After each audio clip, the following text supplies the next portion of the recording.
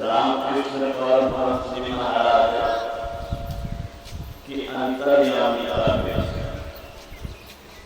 और अपने शिष्यों के मुंह से खाके वृत्ति होने को हम लोग की तो आदमी है,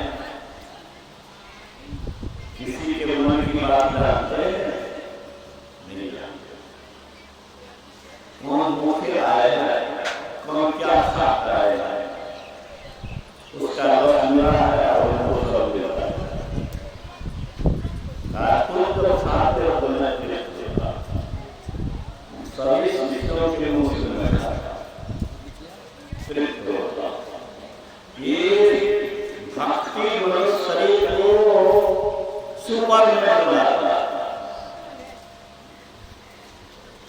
सुपर मनुष्य ऊपर कोई नहीं है, सुपर परमात्मा को कह सकते हैं, वो परमात्मा हो जाता है। संसार में सबसे अच्छा शरीर कौन शरीर है?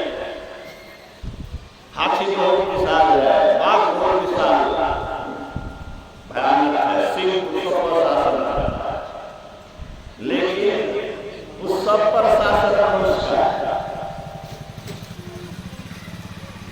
सर्वश्रेष्ठ शरीर मनुष्य शरीर है, सर्वश्रेष्ठ गति पानी पड़ेगी, सबसे ऊंची जगह जाना चाहिए, सबसे ऊंची स्थिति में जाना चाहिए, तभी शरीर का उपयोग होगा। सबसे ऊंची स्थिति पाने के लिए सत्संग पहले जरूरी है। सत्संग से सुबुद्धि होगी, सत्संग से सत्य का ज्ञान होगा, सत्य को पाने से क्या लाभ होगा सब मालूम होगा। सत्य को पाने की भूख जगेगी, सत्य को पाने की भूख जगेगी तो सत्य को पाएगा और सर्वेश्वर हो जाएगा। इसीलिए इस जगत की सबसे बड़ी विशेषता है, सबसे बड़ा था गिरजा समागम जो कहा, इसीलिए आप अकांत पीछे में तुलसी पर बैठे हुए आपसे मैं कर रहा हूँ, आप शांत जो अच्छा है, आप अगर शांत होकर नहीं बैठेंगे तो मैं ठीक से नहीं बोल पाऊंगा। मेरे सामने वक्ता हिंदू करता है, मैं नहीं बोल पाऊंगा, मैं रटी लगाई बात नहीं करता हूँ, आप सुनना चाहेंगे तो सुनें। बड़ी आवश्यकता है कि आप गौर से सुने। आप सत्संग का आयोजन किए हैं, आप सुनिए, पहले आप सुनिए, कोई सुने न सुने, आपने खर्च किया बुलाया, इस सत्संग से क्या लाभ होता है इसको सुनिए। आप फिर बात करने लगे तो कहीं हिल नहीं कीजिए, आपका ध्यान बटेगा तो हमारा भी ध्यान बटेगा, हम कहना चाह रहे नहीं कर रहे। सत्संग से सत्य ज्ञान, सत्य क्या है? सत्य जो बदलता है, सत्य नहीं रहे तो शरीर नहीं बोल पाए, सत्य के बदौलत ये शरीर बोलता है।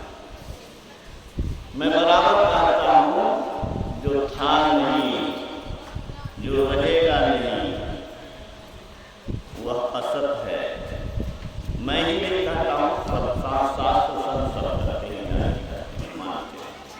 सत्य शरीर जो इनसे नहीं, इसका नाश नहीं होगा। जिसका नाश नहीं होगा वही नहीं नाश होने वाला सुख देगा, ठीक है? जो मरेगा कल उसका जरूर सुख देगा, जब तक जिंदा है तभी तक सुख देगा।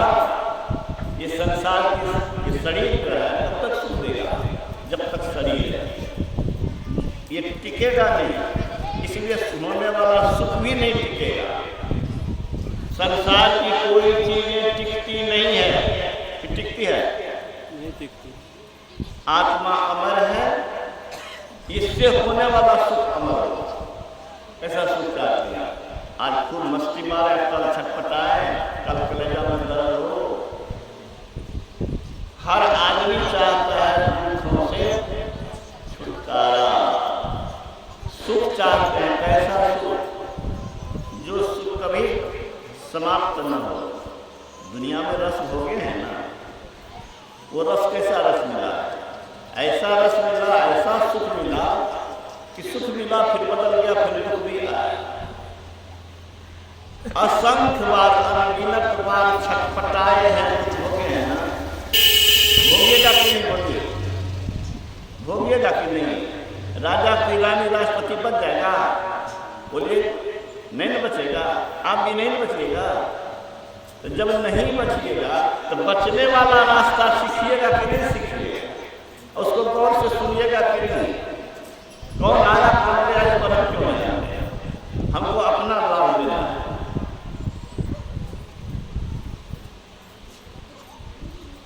उस आत्मा का सुख कैसे पालेंगे, इसका ज्ञान मनुष्य ही धारण कर सकता है। ज्ञान ही नहीं पा सकता है, बल्कि युक्ति जान करके उस सुख पा भी, बोलिए पा भी सकता है।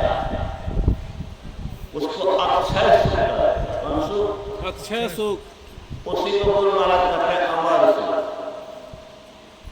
अमर सुख पाने का यत्न मनुष्य शरीर में हो सकता है, दूसरे शरीर में बोलिए होगा, क्यों नहीं होगा। उसको ज्ञान नहीं है, वो सत्संग नहीं कर सकेगा, वो ध्यान नहीं कर सकेगा। जो ज्ञान हासिल नहीं करेगा, ध्यान नहीं करेगा, कृति नहीं सीखेगा, तो पाएगा कैसे। मनुष्य शरीर इसीलिए सबसे ऊंचा शरीर है कि सब पर शासन तो करता ही है और विश्व ब्रह्मांड पर विजय पा सकता है, सारे दुखों से सदा के लिए छूट सकता है। यही बात तो भगवान राम ने कहा।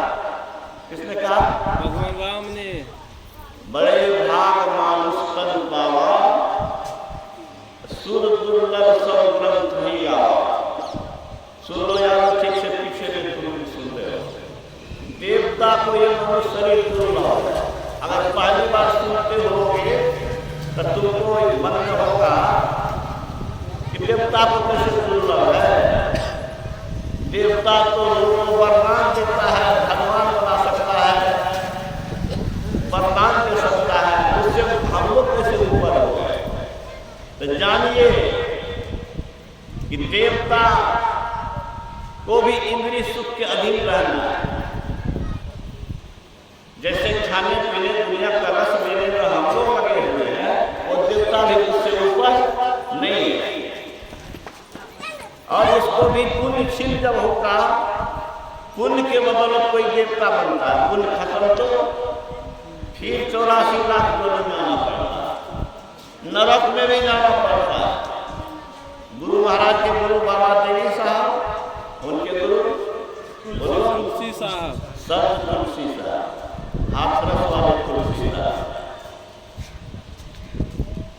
उन्होंने कहा पुण्य क्षीण सोई देव स्वर्ग से नरक में आवे। क्या कहा, पुण्य क्षीण सोई देव स्वर्ग से नरक में आवे। कैसे कहा दिया भाई, उनमें क्या शक्ति थी, उनमें ये शक्ति थी कि जिनको संतान नहीं होता था उनको संतान दिया, जिसका संतान होता था वो मर जाता था, उसको कह दिया था संतान मर गया।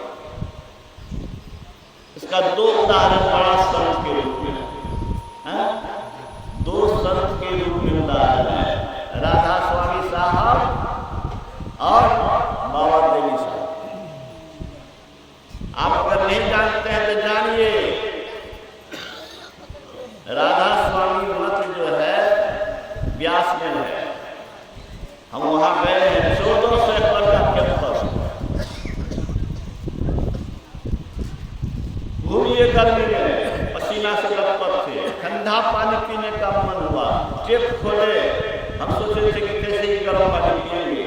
वहाँ के व्यवस्थापक ने कहा, स्टाफ ने, पीजिए न ठंडा पानी इसमें। हम अवाक लगे कि हम घूमने तो निकले हैं 1 किलोमीटर हेडक्वार्टर से, यहाँ कैसे लगी ठंडा पानी। इतनी अच्छी व्यवस्था, 10,000 आदमी एक बार में बैठता है। वो किनके के पास आए, संत तुलसी साहब के पास आए, उनके परिवार के लोग इनके भक्त थे। राधा स्वामी साहब के पिता को संतान नहीं होता। पैदल चले आए, हवा कीचड़ बरसात का समय है, धूप था, धूप में रश्मि कपड़ा सब बिछाया हुआ सूखने के लिए। बरसात में सूखने के लिए उस पर उठावा वाला पैर लेकर के चले आए। उनकी मौत क्या कहा है, जांच रहे थे ऐसी को।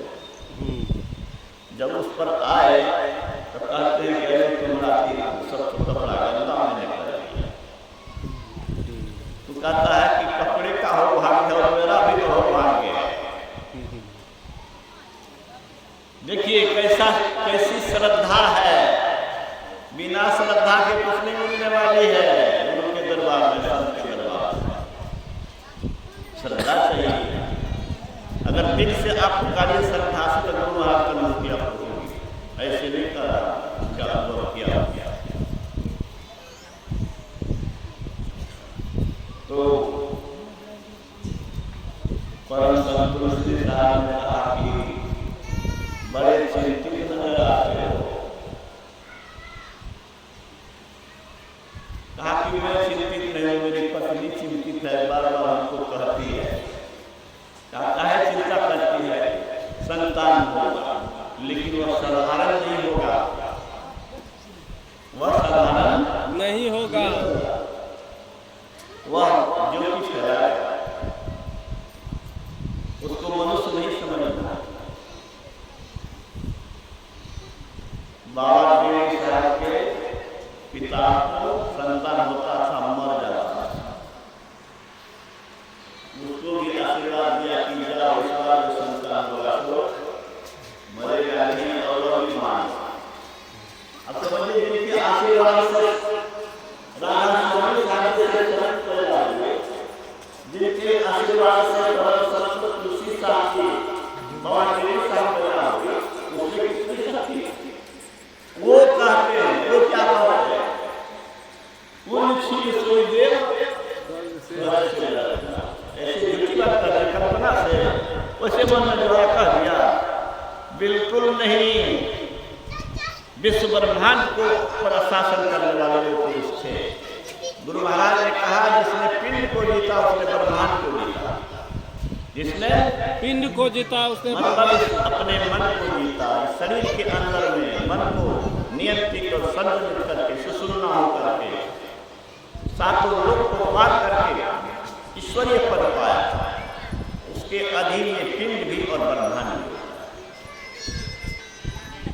मनुष्य शरीर इसी के लिए है। क्या है मनुष्य शरीर? इसी के लिए कम से शुरुआत के लिए। आम के गाछ लगाएंगे तो आम फलेगा भाई, उसका देखरेख ठीक से करेंगे तो। आम का गाछे नहीं लगाएंगे तो आम खाएंगे कहाँ से? ये तो दुनियादारी का चीज है। ये सत्संग में आम गाछ लगाने की बात नहीं है, अमर फल लगाने की बात, अमर होने का फल।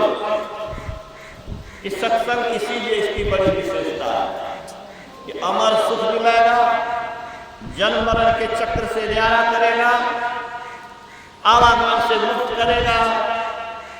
इसी का नाम तो मोक्ष है ना। मोक्ष का सारे दुखों से छूट जाना, सारे बंधनों से छूट जाना, मनुष्य नहीं ईश्वरत्व को पा लेना। इसी का नाम क्या है? इसी का नाम मोक्ष। मोक्ष में छूट जाना। हम लोग बंधन में, कौन चीज के बंधन में? शरीर के बंधन में, शरीर के अधीन है, इंद्रियों के अधीन है। मन जो कहता है वही करते हैं ना। मन नहीं होता तो यहाँ आते क्या? मन को समझाने वाली बुद्धि है, ठीक है, बुद्धि भी है। तो हम लोग शरीर, मन, इंद्रियों के अधीन है। और इस पर किसका शासन है? इस पर माया का शासन है। किसका? मन में जब क्रोध आ गया, क्रोध आ गया तो अबोध हो गया। हाँ, एक औरत का बच्चा आज चोट लग गया, बहुत चिंतित हो गई, कुछ खून निकल गया, उस पर खून दे रहे, डिटॉल दे रहे। बच्चा जो है लगा निस्वा गया, मतलब क्यों दिया, वो छूने नहीं देती है, क्रोध में आ गई। तो दूसरी ओर उसको नाटा, बच्चा कहते हैं जो करना है, हम कहते तू का चिंतित हो रही है, तुमसे ज्यादा वो चिंतित हो गई, मार तो दिया है, क्रोध में अबोध हो गया। कोई चाहता है अपने बच्चे को मारे, लेकिन क्रोध में अबोध हो गया, अपने बस में आदमी नहीं रहता है, जब आदमी क्रोध में आता है, जो नहीं करने का सो करता, सो कर देता, गलत करता, हथियार चला देता। मेरे कहने का मतलब काम, क्रोध, लोभ, मोह, ईर्ष्या, द्वेष आदि विकार हम लोगों में भरा है, और इसके कारण पाप करते हैं, जो नहीं करने का सो करते हैं और दुख भोगते हैं। ठीक है, विकार के कारण हम लोग गलत कर्म करते हैं, अपकर्म करते हैं, कुकर्म करते हैं, और उसका परिणाम नरक भोगते हैं, उसका परिणाम दुख भोगते हैं। गाय का बछड़ा आता है, म्याऊ म्याऊ करता है, वही बनिएगा, कौन बनना चाहे। लेकिन अगर संत की बात नहीं मानिएगा, भजन नहीं कीजिएगा, मनुष्य शरीर भजन के लिए है, मनुष्य शरीर सब दुखों से छूटने के लिए है, विद्यार्थी पढ़ने के लिए है, और खेलने कूदने में लगेगा तो पढ़ाइएगा बच्चे को, कहिएगा कि तुमसे नहीं होने वाला, तुम बार बार फेल करता है, हमसे खर्चा नहीं चलेगा। ईश्वर भी कहेगा आप अगर भजन नहीं कीजिएगा तो फिर मन शरीर नहीं मिलेगा। क्यों आया तो खट्टा है, नटो लग जाएगा, उनको ज्ञान कहाँ है बेचारे, सत्संग से मिलता है। तो मनुष्य शरीर जो है सारे दुखों से छूटने के लिए, मनुष्य शरीर क्या है, सारे दुखों से छूटने के लिए। और सबसे खुशी की बात सुन लीजिए, जो कभी नहीं ध्यान भजन करते, सुन लो तुम लोग बेटे, आम का कांच लगा दोगे ना तो बकरी खा जा सकती है, गाय खा सकती है, और नष्ट हो सकता है, लेकिन ये भक्ति का बीज जो डालेगा ये नष्ट नहीं होगा। इस शरीर में जितने करोगे करोगे वो खत्म नहीं होगा, अगला जन्म उससे आगे बढ़ेगा। ईश्वरी का हम कर रहे हैं, हम नहीं कर रहे हैं, भगवान कृष्ण कहते हैं, सब संत महात्मा कहते हैं। भगवान कृष्ण ने कहा अर्जुन से, क्या कहा? अर्जुन ने पूछा, आप जानते क्या पूछा? कहा कि आप कहते हैं मन को एकाग्र करने के लिए, ध्यान करने के लिए, अगर हम सफल नहीं होंगे तब क्या होगा? बेकार तो नहीं चला जाएगा। भगवान कृष्ण ने कहा कि बेकार हरगिज नहीं जाएगा, इस लोक में परलोक में कोई बीज का नष्ट नहीं होगा। भक्ति का बीज जो इतना नष्ट नहीं होगा, तब होगा क्या? बीज अंकुर बनेगा, अंकुर वृक्ष बनेगा, वृक्ष में फल फूल होगा और फल खाएगा आएगा। ये दुनिया का रीति रिवाज है। और भक्ति का बीज जब तक डलेगा, अंधकार प्रकाश और सबको पार करते हुए किसी जन्म में वो ईश्वर को पा करके मुक्त हो जाए। इससे बढ़कर खुश खबरी कुछ हो सकती है? यही बात तो ऐसी है कि हम लोग का मन जो है देखता है कि संसार में कहीं सुरक्षा का उपाय नहीं है, सुरक्षित रहने का उपाय नहीं है, भविष्य का गारंटी बोलो नहीं है। लेकिन संत शरण में रह करके अगर आप मनुष्य शरीर को साधन धाम बनाते हैं, भक्ति करते हैं, तो अगला जन्म और बढ़िया और बढ़िया, इतने बढ़िया के अंतिम में अनेक जन्म संग सिद्धों समझते हैं माता जी? आप ठीक से सुनिए, बच्चे बच्चे जाते आते हैं। भगवान कृष्ण ने क्या कहा? इस जन्म में अधूरा रहेगा, अगले जन्म में फिर श्रीमान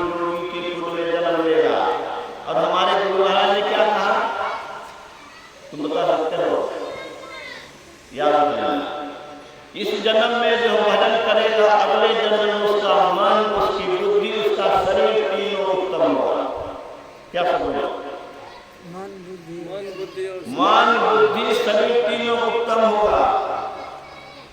क्या चाहते हैं? अच्छे कुल में उनका जन्म भी होगा। वो तो भगवान कृष्ण कह दिया।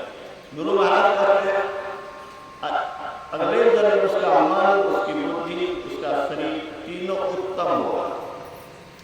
हम भी तो दरबारी और के बेटा है और दूसरा भी तो दरबारी और का बेटा है। हमारी जितनी रुचि है दूसरे से कहाँ होगा। इसीलिए कि मैं पूर्व जन्म में भक्ति किया हूँ, इसलिए आपको आज सुना रहा हूँ और बचपन से ही इसमें लगा हूँ। पूर्व जन्म का संस्कार उसको घर लगाता है। जो चुटकट बदमाश है ना, मरेगा तो परे तो बनेगा ना, खाली पछाड़ने में लगा है। अब भला आदमी मरेगा तो किसी को पछाड़ेगा नहीं, घुसाड़ेगा नहीं, ना को दम नहीं पड़ेगा। तो गुरु महाराज ने कहा कि अगले जन्म में उसका मन बुद्धि शरीर तीनों उत्तम होगा और जितना आगे करता जाएगा उतना अच्छा पाचे जाएगा। भगवान बुद्ध 550 जन्म में भगवान बना। महर्षि में ही पूर्व जन्म में तपस्या करके आए थे, इसीलिए इस जन्म में देखिए आपके दरवाजे पर भी तस्वीर लगा। हमारे नाना नहीं है लेकिन हम नाना का नाना मानने के लिए तैयार। हमारा नाना को अगर नाती मान ले तो उनका उद्धार होगा। क्या है ना? जिसने अपना उद्धार किया वही दूसरे को उद्धार कर सकता है। जो डॉक्टर बना वही तो दूसरे को डॉक्टर बना सकता है। जो मुक्त हुआ है वही दूसरे को मुक्त कर सकता है। जो सारे दुखों से छूटा है वो सारे दुखों से लोगों को छुड़ा सकता है।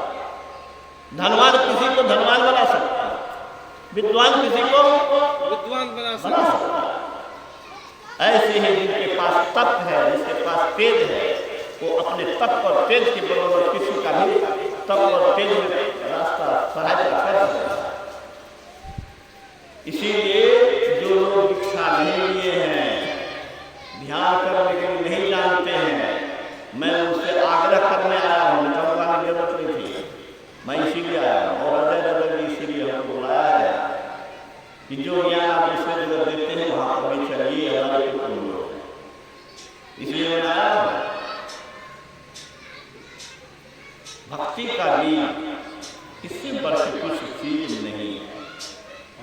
संत शरण जो पड़ा ताही काल का ठिकाना और नहीं कहीं कुशल सकल बैराग चलाना, और कहीं कुशल नहीं है। भविष्य सुरक्षित कहीं नहीं है। भविष्य की गारंटी कहाँ है? ये तो भजन करने में। भजन करने में क्या है?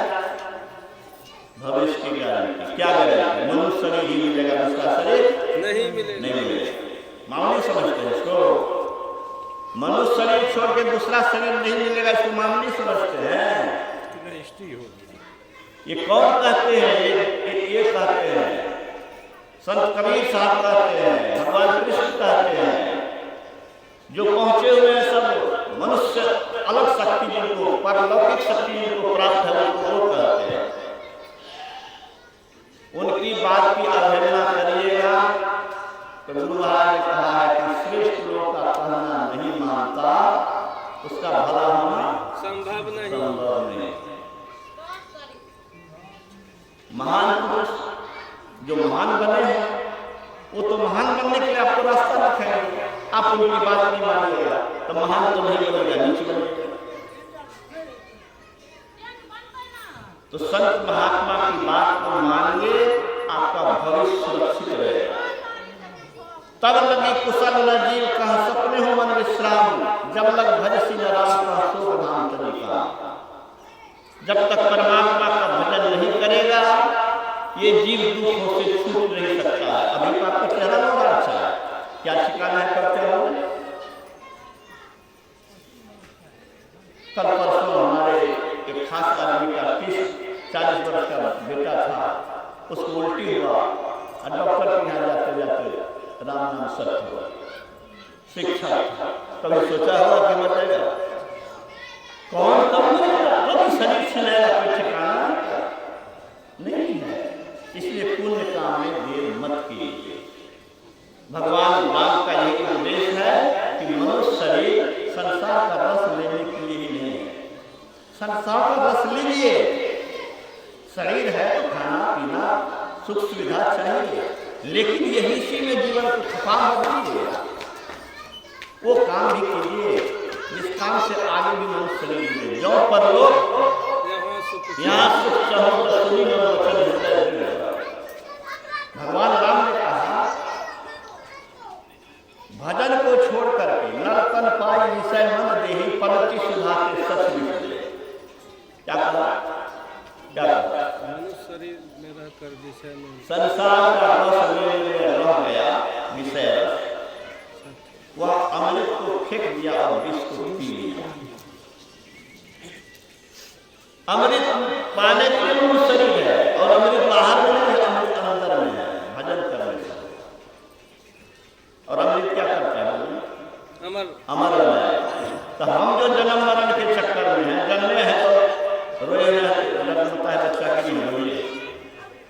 रोना बच्चा का क्या बताता है? वह दुख से आया, कष्ट हुआ है तब तो रो रहा है। जन्म लेते ही बच्चा रोता है। क्यों? माता बंसर बच्चा जन्म से तक कान चले क्या काम ले अम्माइयो छटपटा व्याकुल हो जाता है, कहता कि चिड़चिड़ा सहल दखल जैसे कितना छटपटा रही। तो माँ भी छटपटाती है, बच्चा भी छटपटा। तो रोते हुए आए और दुनिया से जाने से मेरा कोई खुश हो जाता है। जाने वाले चेहरा देखिए बड़े उदास होता है। मैंने कई को देखा तो मरते दुख, जन्मते दुख, दुनिया में दुख है दुख। कौन नहीं हजारों बार रोया है, हजारों बार छटपटाया है, कौन नहीं छटपटाया। इसलिए आवागमन सम दुख दूजा है नहीं जन्म। संसार में शरीर में जब तक रहिएगा दुख से बच नहीं सकते। इस शरीर से अलग अमर जीवन होता है। मनुष्य किस लिए है? अमर जीवन प्राप्त करने के लिए। मोक्ष कहिए, अमर जीवन कहिए। अमर जीवन का मतलब समझो जी, शरीर नहीं है उसका जीवन है। बिना शरीर के जीवन लेकिन सब ताकत। हनुमान जी का क्या शरीर है? हनुमान जी का कोई शरीर नहीं है, लेकिन हनुमान के भक्त नाम पुकारते हैं, हनुमान अपना की मदद करते हैं। शिव जी का कोई शरीर नहीं है, कृष्ण का कोई शरीर नहीं है, लेकिन कृष्ण सक्षम करने है कि नहीं मदद करने में, दुख को टालने में। दुर्ति की रक्षा किसने की? और हमारी भी रक्षा की है। ऐसे सुनो, हमारा मार्गदर्शन किए। हरे राम हरे कृष्ण में बहुत गौर से सुनता रह गया, बड़ा अच्छा लगता था। चरने आप लोग सुने होंगे, चरने है छत्तापुर, वहाँ का कीर्तन पार्टी मेरे गाँव में गया। मैं 8-9 वर्ष का लड़का था। पढ़ने लिखने में मेरी रुचि नहीं थी। और एक डाल पर तोता दो, एक डाल पर लेना, इसी डाल पर हरे राम हरे कृष्ण का बड़ा सुंदर होता है। सुनने में मशहूर हो गया। रात में भगवान कृष्ण का साक्षात स्वप्न दर्शन हुआ और उसके बाद मेरा भाग्य पलटा। नहीं तो मैं भी क्या घर चलाता रह जाता सुनने। तो मनुष्य शरीर जो है अमर जीवन प्राप्त करने के लिए, शरीर रहित जीवन प्राप्त करने के लिए, और शरीर रहित जीवन और सामर्थ्य वाला जीवन, दूसरे को शक्ति देकर के उबारने वाला जीवन महर्षि जी का है कि नहीं है? बोलिए। ऐसे ही सबको सत्संगी समझा है, सब लोग ही है, सब लाभ लिया है। अब बड़का लाभ के फेर नहीं लिया, हम भी है। अमर जीवन प्राप्त करने का लोभ है, इसलिए इनके शरण में है और यही प्रचार करता हूँ।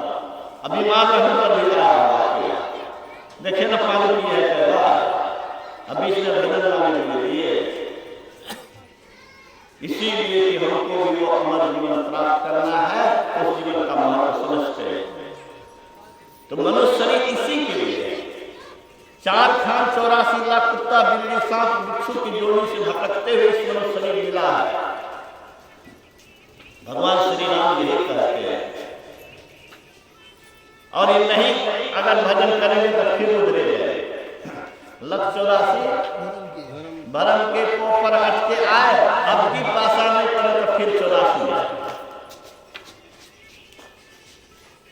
इसीलिए इसके लिए मनुष्य शरीर जो है सो नाव है, गुरु मल्लाह है।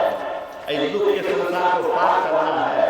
ईश्वर की तो बड़ी कृपा है कि ऐसा गुरु मिला है, ये ज्ञान मिल रहा है। और मनुष्य शरीर सुरक्षित है।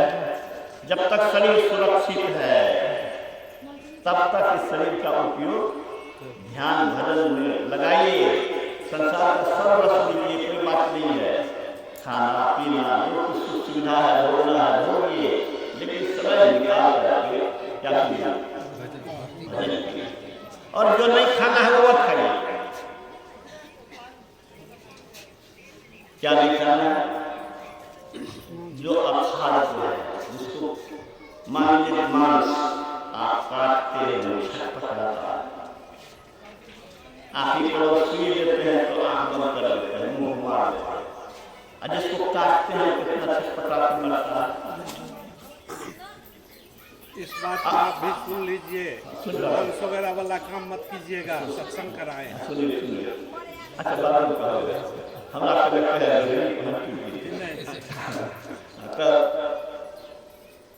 छटपटाता। मैं ये कह रहा था, अभी अगर सांप आ जाए डर जाइएगा कि नहीं?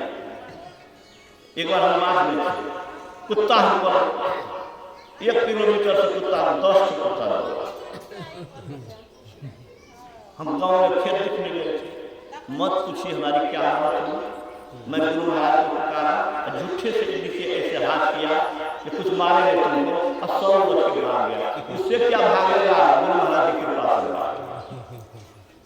श्री सद्गुरु महाराज। अभी भी जब ऐसा कुत्ता देखता हूँ ना तो देखता दिमाग खड़ा हो जाता है। तलवार उठ रही है, काटने जा रहा है, उसके मन में कुछ नहीं होता होगा, उसको भय नहीं होता होगा। टेंशन से ब्लड खराब होता है कि नहीं? टेंशन से बीमारी होती है ना, उसका खून खराब हो जाता है। जिसका आप काटते हैं उसके शरीर में विष फैल जाता है, वह आपके शरीर में अच्छा नहीं है। नंबर 1। नंबर 2, छटपटा के मरता है। किसी को दुख दीजिएगा तो आपको सुख कैसे मिलेगा? कहने सुनने का अंत नहीं है। मैं इतना ही निवेदन करता हूँ कि जो मांस मछली खाते हैं नहीं खाइए, खाने की एक से कीजिए। मैं तो कहता हूँ कि तेल मसाला उतना कर देंगे तो संतु ही चूसिएगा तो भी चूसने में स्वादिष्ट हो जाएगा।